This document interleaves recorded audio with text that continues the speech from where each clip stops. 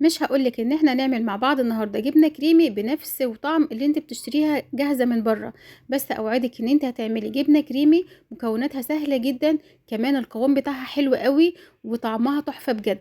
وكمان هي انت حاجه عاملاها في البيت ضامنه نظافتها وجودتها، وضامنه انت حاطه فيها ايه غير المحلات تماما.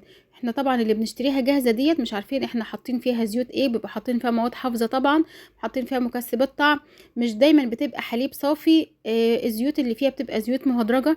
انما احنا هنعمل النهاردة حاجة طبيعية وحلوة وصحية، وتفضل معانا كده في التلاجة لمدة 10 ايام. وعايزة اقولك ممكن تعمليها بنكهات كتير جدا.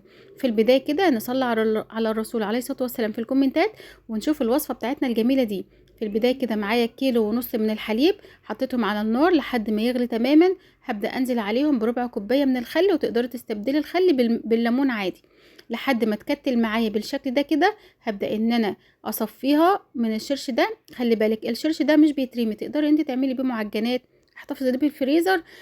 تقدري تعملي بيه حاجات تانية كتير، يعني معجنات او حاجات ان شاء الله ننفذها مع بعض. هبدأ كده ان انا احطها في الخلاط بتاعي، وحطيت كده مكعبين من الزبدة. وحطيت كمان كده شرايح من الجبنه الرومي، تقدري ان انت تحطي جبنه شيدر، تقدري ان انت تحطي اي نكهه ولادك بيحبوها، وتقدري ان انت كمان في الخطوه دي تحطي زيتون، اي حاجه. وكمان فلفل مشوي، اي نكهه ولادك بيحبوها تحطيها فيها.